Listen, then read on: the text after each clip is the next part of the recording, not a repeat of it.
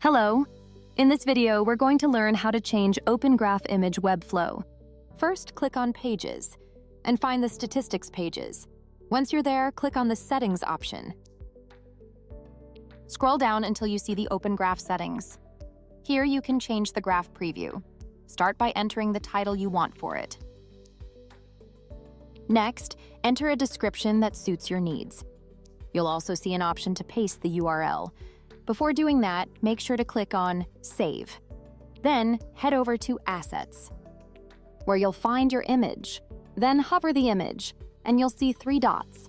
Click on it, and copy the link. Now, follow the process we've just shown. Back to the Open Graph settings, paste the image URL. You should now see the related image appear. Once everything is set, click on Save.